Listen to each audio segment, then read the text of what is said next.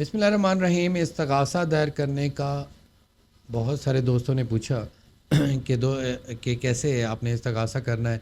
इस्तग़ासे का मतलब आप समझें, कंप्लेंट का मतलब समझें। That is basically similar to the FIR. आप एक पुलिस के पास एफआईआर दर्ज कराते हैं और उसके बाद वो उसकी इन्वेस्टिगेशन करता है, फिर वो चालान 173 का अदालत में भेजता है।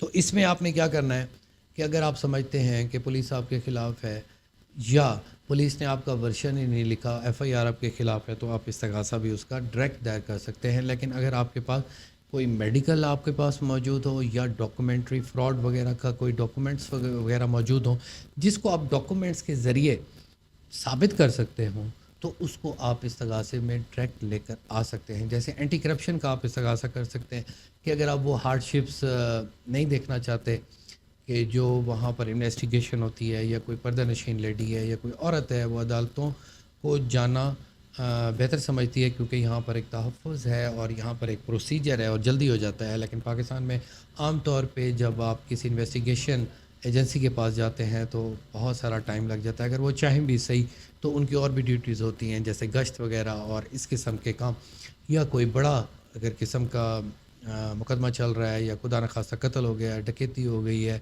या रेप केस चल रहा है, तो वो आपको फिर पेशी देना शुरू कर देंगे।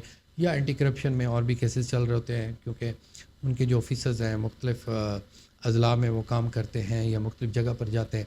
तो आप इस्तग़ासा कर सकते हैं। इस्तग़ासा करने का तरीक़ाकार क्या है, इसके लिए आपको क्या करना है? इसके लिए सबसे पहले आपको एक कंप्लेंट तैयार करनी है जिसमें आपका तारीख़ वक़्फ़ हुआ हो, जिसमें आपके गवाहान लिखे हुए हों और पूरी कंप्लेंट हो। कंप्लेंट लिखने के बाद उसको ऑफेंसेस आपने लिखने हैं कि इसके जराइम कौन कौन से लगे हैं, ताकि आपको भी पता हो और जज साहब को भी पता हो। वो जब इस्तग़ासा आप लिखेंगे तो उसके साथ शेड्यूल गवाहान भी आपने साथ दर्ज कराना है। वो दर्ज कराने के बाद आपने वो डॉक्यूमेंट्स भी सारे लगाने हैं जो आपके पास मौजूद हैं, जो आपके पास फ्रॉड हुआ है, आपके ख़िलाफ़ किसी किस्म की कार्रवाई हुई है, तशद्दुद किया है, एमएलसी वगैरह आप साथ लगा सकते हैं। और उसके बाद गवाहान की लिस्ट भी आपने साथ लगानी है कि कौन कौन से गवाह होंगे, और साथ ही आपने ये भी बताना है कि कौन कौन सी दस्तावेज़ और कौन कौन से डॉक्यूमेंट आपने साथ अटैच करने हैं। बेहतर ये है कि उन तमाम की हस्ब ज़ाब्ता कॉपीज़ आप साथ लगा दें। ये लें, आपका दावा दायर हो गया। दावा के बाद ये कंप्लेंट होती है, इसको इस्तग़ासा कहते हैं। दावा जो होता है वो सिविल होता है, लेकिन आम गलतुल-आम में इसे कहा जाता है। तो आपने उसके बाद आपकी सरसरी शहादत होगी, उस वक्त उनको नहीं बुलाया जाएगा।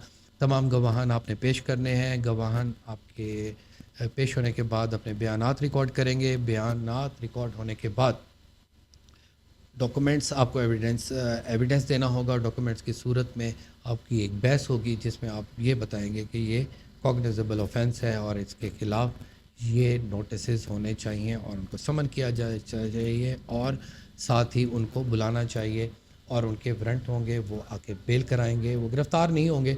बेलेबल ऑफेंसेस होते हैं। बेलेबल ऑफेंसेस के बाद आम तौर पर उनका ट्रायल शुरू हो जाता है, और ऐसा भी हुआ है कि काफ़ी सारे लोग वहाँ पर सज़ा भी हुए।